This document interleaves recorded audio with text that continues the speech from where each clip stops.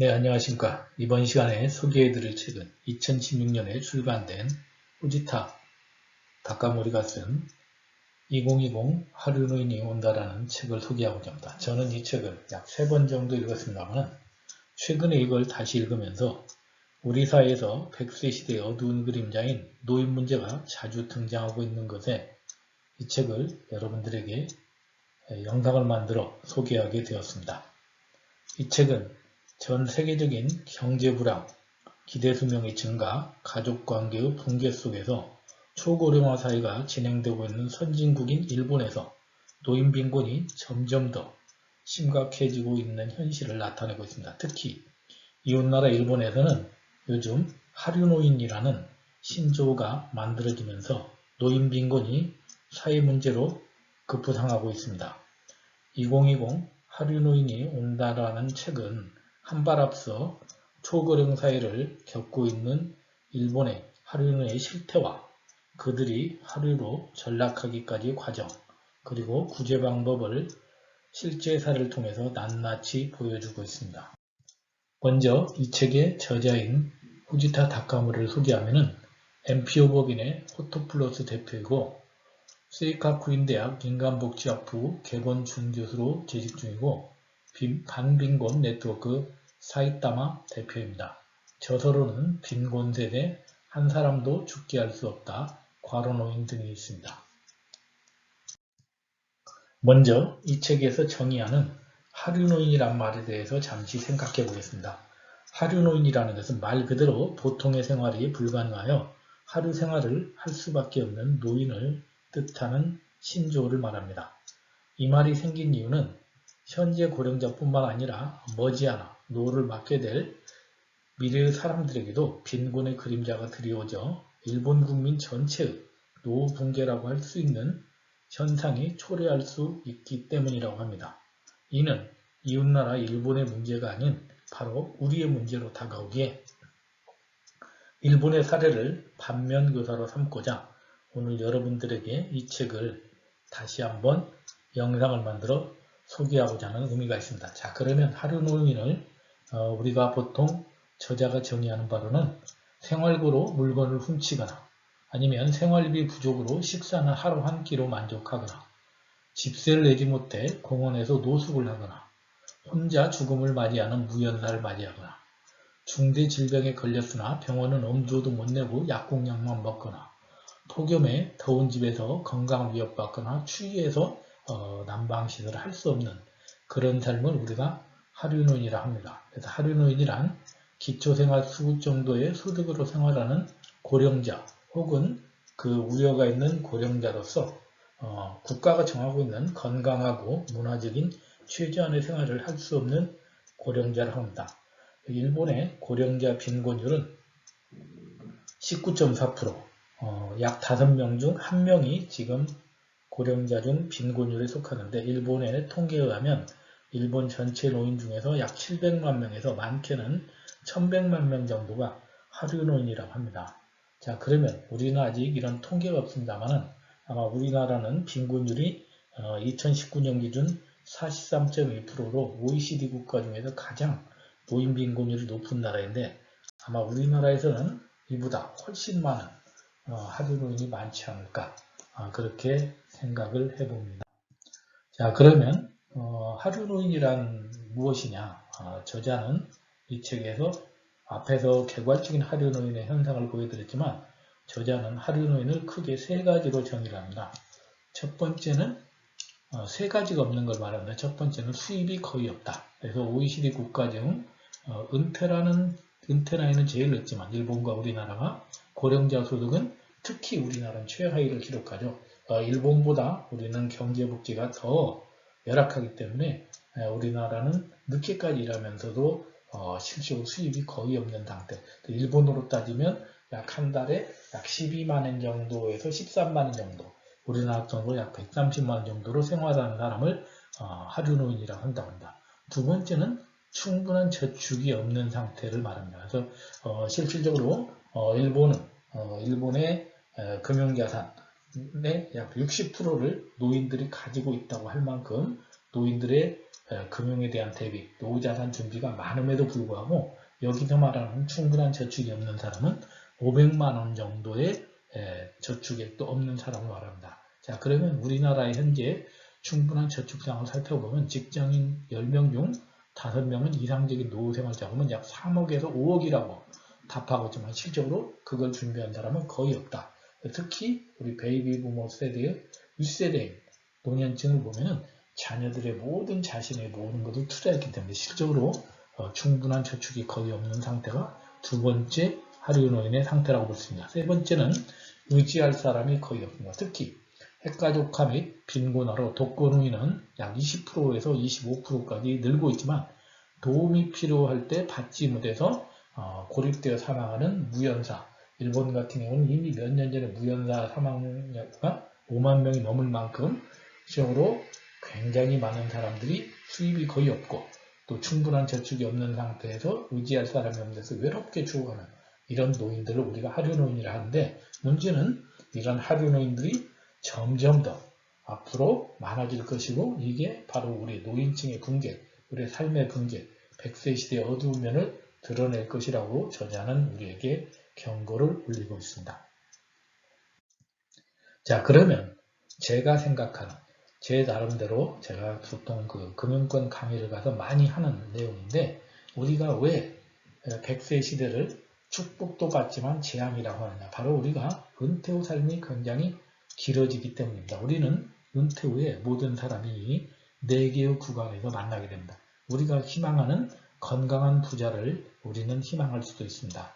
그리고 그렇지 않으면 우리는 또 건강한 부자가 되지 못하면 우리는 건강한 빈자에 속할 수도 있고 그보다 더 건강이 나빠지면 가난한 환자에 있거나 아니면 부유한 환자 이렇게 4개의 그룹으로 나눠질 수 있는데 제가 만나본 대다수의 우리 많은 사람은 100명에서 약 95명은 우리는 직장인들은 건강한 부자는 되지 못하고 건강한 부자와 빈자 사이에 우리가 존재하게 됩니다. 그런데 우리가 은퇴 후 노후 준비가 제대로 안 되어 있거나 급격한 어떤 생활의 위협을 받게 되면 바로 여러분들이 보시는 바와 같이 본인의 신분이 급격히 이렇게 건강한 부자와 건강한 빈자 사이에 있는 중산층에서 극빈층이나 아니면 하류노인으로 급격히 떨어지게 됩니다. 자, 그 상태에서 만약에 내가 질병을 얻고 외로움이나 우울증으로 해서 건강이 안 좋아지게 되면 여기서 한 단계 더 나빠지는 바로 우리는 가난한 환자 그룹으로 가게 됩니다.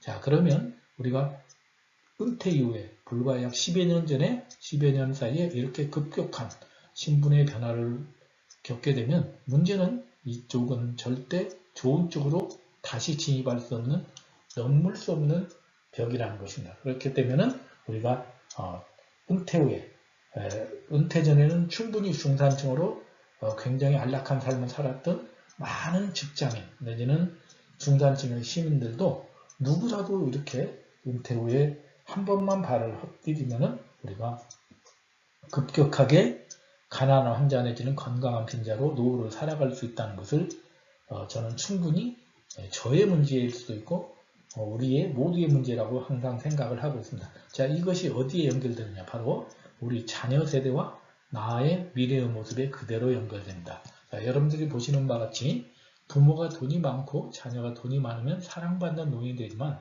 만약에 부모가 돈이 없고 자녀가 돈이 없으면 무연사 예비군이 될 수 있고 부모 돈이 없고 자녀 돈이 많더라도 독거노인이 됩니다. 그래서 우리가 결국은 내가 부모가 노후 준비를 않게 되면 결국은 누구라도 독거노인이나 무연사 예비군이 될 수밖에 없다.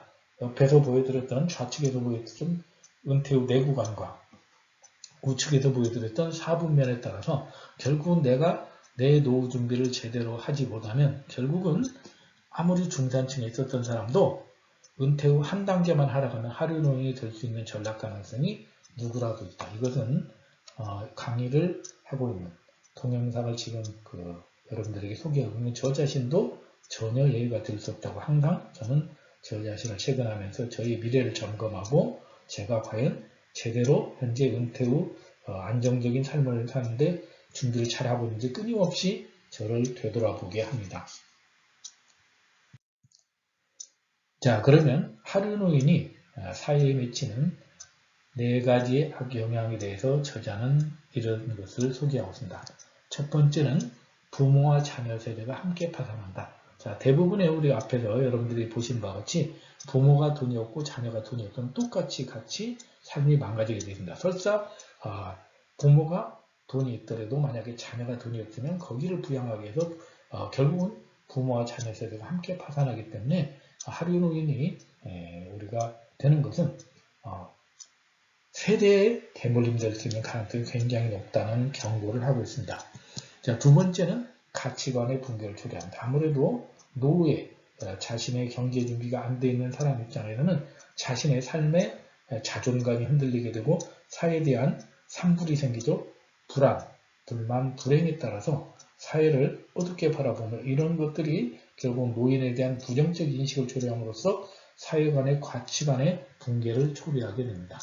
세 번째는 젊은 층의 소비가 침체가 됩니다. 자, 지금의 젊은 층들은 취업도 늦게 되고 소득도 낮고 비정규직이 많다 보니까 이 사람들이 자기들의 선배 세대, 부모님 세대를 보면서 내가 생애 설계를 하기 위해서는 결국은 지금 적은 소득이지만 아껴두지 않으면 나로 하류노인 될 수 있다는 것 때문에 경제가 어두워지고 젊은 층의 소비가 침체돼서 이게 또 빈곤의 악순환으로 또 사회경제의 악순환 체제로 갈 수 있다고 경고를 하고 있습니다. 네 번째로는 저출산이 가속화됩니다. 특히 우리나라는 지금 작년에 출산율이 0.84, 27만 명밖에 태어나지 않았습니다. 이웃나라 일본은 그래도 우리보다 나은 편이어서 1.36 정도로 인구 감소가 우리보다 서서히 되고 있습니다만 이것은 우리가 결국 저출산이 감소됨으로써 국가의 사회 경쟁력이 떨어지게 되고 미래 경쟁이 떨어지게 되면서 결국은 많은 비용에 따른 저출산이 가속화됨으로 인해서 사회의 동력이 떨어지게 되고 그리고 새로운 미래에 대한 희망이 없어지는 이런 것들이 하류노인이 우리 지역에 미치는 악영향이라고 말씀드릴 수가 있습니다. 자, 그러면 저자가 소개하는 하류노인의 4가지의 구체적인 사례를 통해서 간단하게 살펴보도록 하겠습니다. 자, 첫 번째 사례는 산나물을 캐면서 하루를 연명하는 독거노인의 사례입니다. 이분은 갑도시로 76세인데 비혼이고 독신입니다. 한 번도 결혼해본 일이 없죠. 그래서 현재 월세 한 3.5만원, 우리로 따지면 한 40만원 정도의 월세를 살고 있는데 생활비로는 후생연금 월 9만원입니다. 그러니까 굉장히 적죠. 그래서 40대 부모 간병위에서 일을 그만두면서부터 굉장히 이제 중년부터 굉장히 어두운 삶을, 힘든 삶을 살게 되었고 현재는 돈이 없어서 산나물과 무료급식으로 생활하고 있고 자신을 하루라 생각하며 미래에는 희망이 거의 없다고 자포자기하면서 살고 있는 사람입니다. 자, 이분의 사례를 보면은 40대까지는 굉장히 중산층이었지만 한 번에 부모님의 어떤 간병으로 인해서 일을 그만두면서 급격히 나머지 60년이 힘들어진 사례입니다. 자, 두 번째 사례입니다. 두 번째 사례는 병에 걸린 자녀를 돌보느라 생활이 어렵게 된 노인의 사례입니다. 나가타시로 77세입니다. 병에 걸린 자녀, 딸이 있는데 딸이 지금 정신병을 앓고 있어서 의료비로 굉장히 어려움을 겪고 있습니다. 그래서 이 아버지는 중견기업에서 정년퇴직을 하였으나 이제 직장에서 가입했던 우리 어떤 국민연금, 퇴직연금 이것이 목숨으로 알고 있는데 이것이 생각보다 굉장히 적게 나오기 때문에 월 생활비 17만원으로 가족 전체가 생활하는데 실질적으로 자녀의 의료비로 많은 비용이 들어가다 보니까 굉장히 힘든 삶을 살고 있습니다. 자, 이분은 만약에 자녀가 질병에 걸리셨다면 그나마 좀 나은 삶을 살겠지만 이런 사례는 우리 주위에서 많이 볼 수 있는 사례라고 볼 수 있습니다. 자, 세 번째 사례를 보시면 세 번째 사례는 큰 병에 걸려서 모아둔 돈을 모두 탕진한 독거노인의 사례입니다. 자, 이분은 야마구치시로 69세입니다. 한 번도 결혼한 일이 없고 현재 인터넷 카페에 거주하고 있는데 62세에 퇴직을 하면서 우리 돈으로 약 1억 5천만 원, 그 다음에 저축이 한 1억 5천만 원 정도, 그러니까 노후 걱정이 거의 없었는데 퇴직 이후에 심장병으로 3천만 원을 다 날립니다. 그러면서 이분이 직장 다닐 때 회사가 후생연금을 가입을 하지 않아서 연금 준비를 거의 없는 상태에 지금 맞이하다 보니까 현재는 지금 쉐어하우스라는 곳에서 따로 지금 국가의 보조를 받으면서 집이 없는 상태에서 노숙자 생활을 하고 있습니다. 자, 이분의 사례를 보면은 여러분들이 보신 바와 같이 정년 퇴직할 때까지 굉장히 안정적 삶을 살다가 한 번에 질병으로 이렇게 급격히 우리가 하루로 전락할 수 있는 사례를 볼 수 있습니다. 자, 네 번째 사례는 치매로 인한 가족 붕괴로 퇴직금을 탕진한 노인의 사례가 되겠습니다. 자, 이분은 후지야라 씨로 67세인데 은행원으로 61세에 퇴직했습니다. 우리 주위에도 금융권을 잃은 분들이 굉장히 많죠. 퇴직하신 분들이. 그래서 치매로 공원에서 현재 노숙 생활 중인데 황혼이혼을 하게 되었습니다. 그래서 연금이 약 한 24만 원, 우리나라 돈 한 250만 원 정도 나오는데 부인과 반반 나누다 보니까 현재 12만 원으로 연금 생활을 하고 있는데 월세가 미납되면서 현재는 쉐어하우스에서 보호받고 있습니다. 정말로 여러분들이 이 사례를 보면은 불과 4분의 사례이지만 대다수의 분들이 열심히 살아오지 않은 것이 아니라 누구 못지않게 열심히 살아왔는데 어쩔 수 없는 상황에서 이렇게 하루로 전락하는 것을 볼 수 있습니다. 자, 이어서 우리가 그러면 결국 뭐냐? 이 사례에서 보듯이 누구나 하루가 될 수 있다. 그래서 저자는 보통에서 하루로 전락한 대표적인 5가지 사례를 우리에게 소개하고 있습니다. 그 사례를 다음 장에서 살펴보도록 하겠습니다. 자, 보통에서 하루로 전락하는 대표적인 유형에는 첫 번째는 과도한 의료비 집행입니다. 뒤에서 한번 통계를 보도록 하겠습니다. 두 번째는 질병으로 인해서 돌봄 사각지대, 예를 들어서 우리로 따지면 요양원이나 요양시설에 제대로 들어가지 못하고 자기 혼자 돌봄을 하면서 비용을 탕진하는 경우입니다. 세 번째는 자녀의 어떤 성인 자녀의 부양을 부담하는 그런 문제입니다. 최근에 우리나라의 캥거루족 이런 그 자녀 문제가 많죠. 일본에서는 연금 패러사이트라고 해서 부모의 연금에 기대어 사는 자녀들의 문제 이런 것들로 인해서 하루로 전락하는 위험들이 있습니다. 네 번째는 황혼이혼 문제죠. 특히 나이가 들어서 노년에 황혼이혼하는 것은 굉장히 경제적으로 특히 남성 입장에서는 굉장히 치명타가 된다는 것을 저자는 또 소개를 하고 있습니다. 다섯 번째는 치매로 인한 본인의 경쟁력이 떨어지게 되고 치료비용 이런 것에 따라서 또 금융사기를 당한 이런 5가지 사례를 통해서 누구나 하루로 전락할 수 있다는 것을 알 수 있습니다. 그러면 세부적인 내용을 간단하게 다음 장에서부터 살펴보도록 하겠습니다. 자, 첫 번째 과도한 의료비 사례입니다.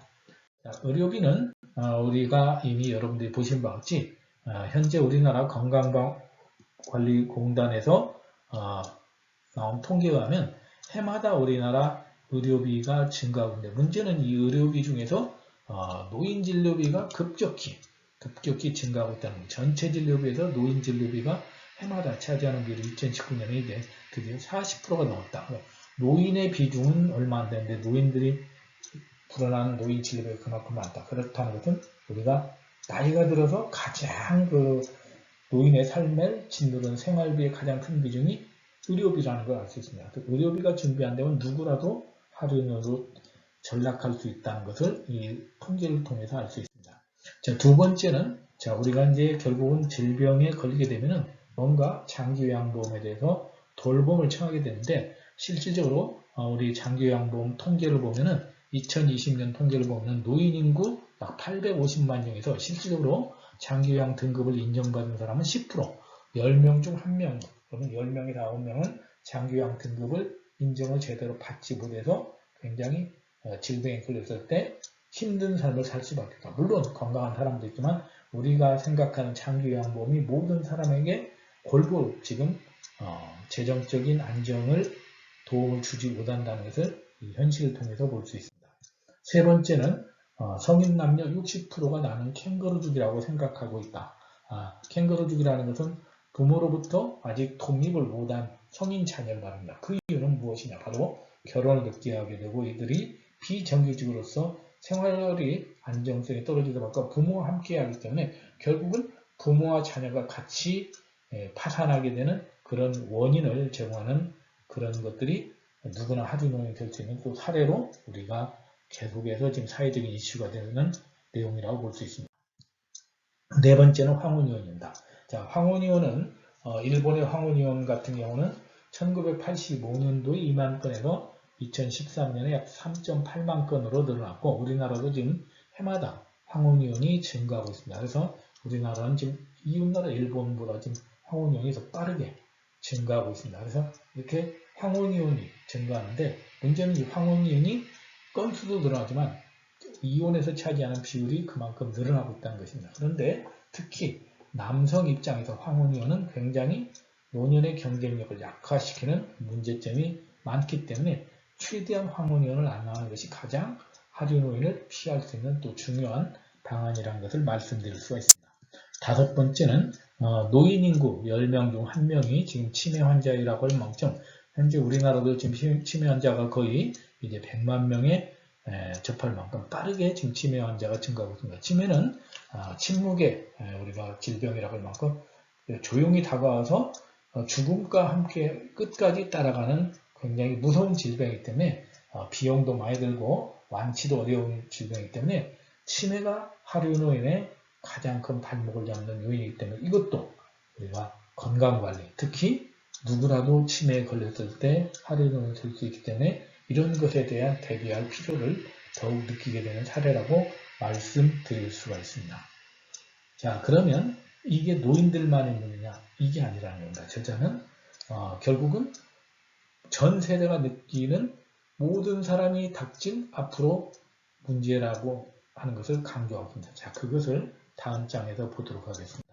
자, 우리가 이제 현역 세대가 가까운 미래에 하류노인이 될 위험성이 있다고 저자는 경고를 합니다. 그 이유로 바로 하류 아동이 굉장히 늘어나고 있고 그 하류 아동은 그대로 하류 청년이 되고 이들이 하류 중년이 되어서 하류 노인으로 가서 결국은 은퇴 파산을 하게 되는 빈곤의 악순환이 이미 일본 사회에서 벌어지고 있고 이것은 우리도 겪고 싶지 않지만 우리의 미래에도 충분히 닥칠 수 있는 암울한 현상이라고 이야기를 합니다. 자, 그러면 우리가 은퇴 파산에 이르게 되면 기본적으로 우리는 노후의 4대 리스크에 접하게 됩니다.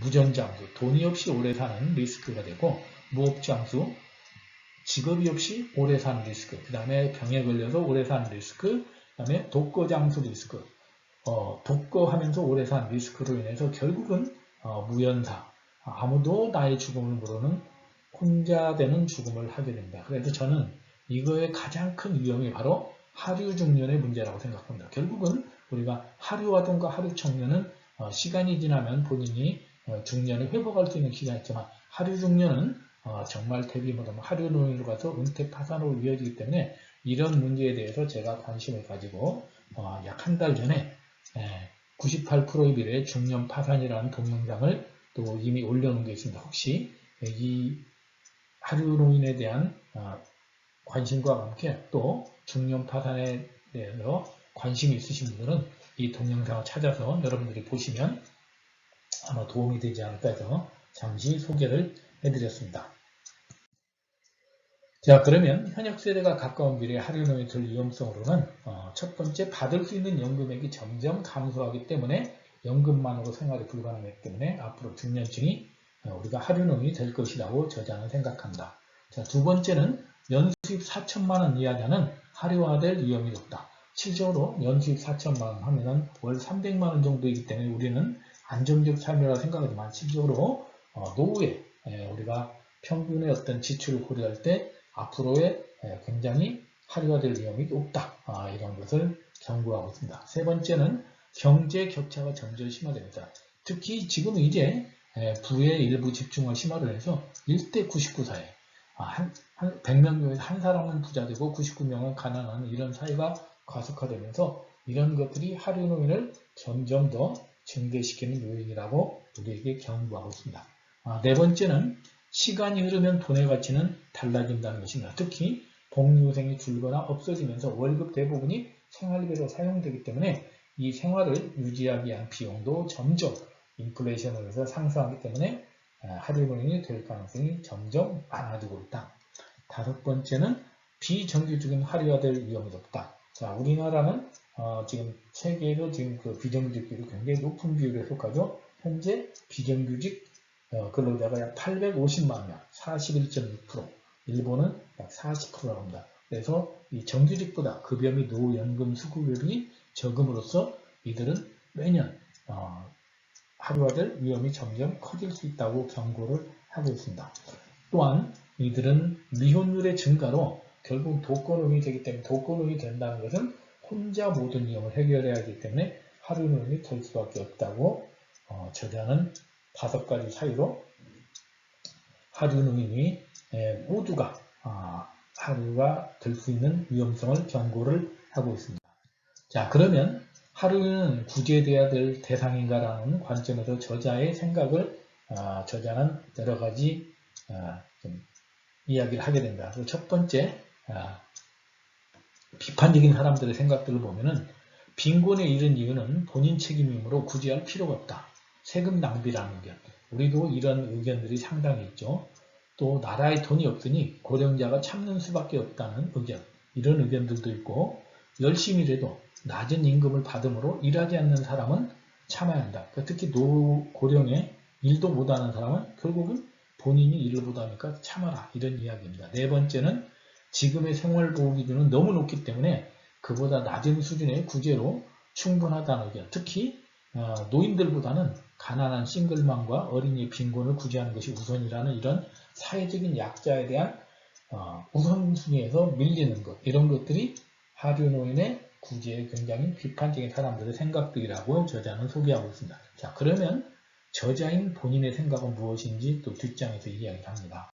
자, 그래서 저자의 생각은 어떤 이유에서든지 죽어도 되는 사람 없다. 가난은 죄가 아니다. 그래서 나이 든 사람이라고 해서 병들었다고 해서 우리가 회피할 대상은 아니라는 거죠. 복지에서. 두 번째, 하루노인 문제는 원래 불충분한 사회보장제도와 사회구조의 문제이지 개인의 문제가 아니라는 겁니다. 이것은 사회가 풀어가야 될 문제다. 또한 하루노인 문제를 절대적 빈곤으로 인식하는 사회적 이해가 필요하다. 대부분 우리는 TV나 이런 동영상을 통해서 아프리카 기아, 난민 이런 그 동영상을 보면서 불쌍하다고 눈물을 흘리지만 막상 우리 주위에 있는 하루노인 문제는 상대적 빈곤 문제로 보는데 이들을 절대적 빈곤으로 보고 똑같이 도움의 대상으로 바라볼 필요가 있다고 저자는 시선의 변화를 우리에게 이야기를 하고 있습니다.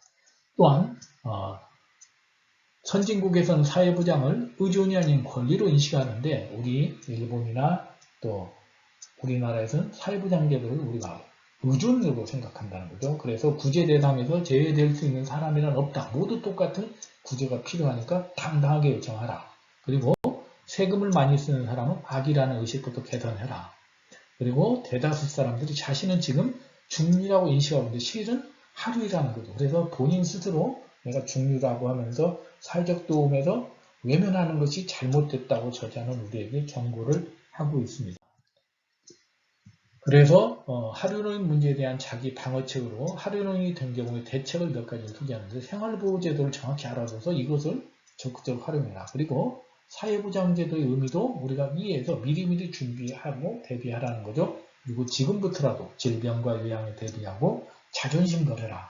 누구든지 국가의 도움을 청할 수 있다는 거죠. 그리고 얼마를 저축해야 될까? 항상 돈에 대해서 내가 충분히 생각하고 미리미리 준비해야 되고 지역사회에 적극적으로 참가해서 내가 혼자 외톨이가 되지 말고 지역사회의 도움을 받으라는 거죠. 그리고 지역의 민간 비영리단체 활동에 참가함으로써 내가 스스로 그 사람들의 도움을 받고 나도 스스로 그 존재감을 넓히라고 이야기를 합니다. 그리고 도움을 받는데 적극적이어서 항상 내가 누구한테나 도움을 받을 수 있다는 이런 마음가짐을 가져서 유사시의 문제를 해결하라고 솔루션을 제시하고 있습니다. 자, 그래서 저자는 모두의 붕괴를 막기 위한 제언으로서 기본적으로 전제되어야 되는 것이 하류노인 문제는 인간이 만든 사회구조의 불충분함에서 발행된 것이라면 그 구조를 변화시킬 수 있는 것이 인간이기 때문에 우리가 정말로 노인 문제를 해결하기 위해서 모두가 힘을 합쳐야 된다고 우리에게 호소하고 있습니다. 또한 하류노인을 만들어내는 건 국가이고 사회구조이지 하류노인과 가족만의 문제가 아니다. 그래서 국가나 정부가 주체가 돼야 된다. 그리고 노후 붕괴의 발소리는 바로 옆까지 오타가 있다. 일본에 이제 빈곤이 없다. 이런 어떤 호도하지 말고 이게 당연한 문제고 앞으로 미래 세대도 당연하게 닥칠 쓰나미 같은 문제이기 때문에 이것을 해결하기 위해서 노력해야 된다고 우리에게 경고음을 울리고 있습니다. 이상으로 이 책을 여러분들에게 소개를 마치면서 여러분들에게 마지막으로 에릭 에릭슨이라는 사회학자가 쓴 노후에 대한 인식을 소개하면서 이 책을 마치고자 한다. 에릭 에릭슨이 이런 말을 했습니다. 50세 이후의 삶은 아래쪽으로 향하는 내리막길이 아니라 바깥으로 뻗어나가는 길이다. 인생 100세 시대, 우리가 노년은 우리가 그냥 쇠퇴하는 것이 아니라 바깥으로 나의 영역을 뻗칠 수 있는 길입니다. 그런데 우리가 하루노이로 전락을 하고 내 삶의 자존감이 무너진다면 정말 바깥으로 뻗어나가는 나의 50년이 정말 스스로의 족쇄에 갇히게 되는 그런 힘든 길이 되지 않을까. 그래서 이 책을 통해서 모두가 하루노인의 심각성을 느끼고 같이 이 문제를 해결하는 그런 시간이 되길 바라면서 여러분들에게 이 책 소개를 마치도록 하겠습니다. 여러분의 멋진 또 행복한 노년을 기대해 봅니다.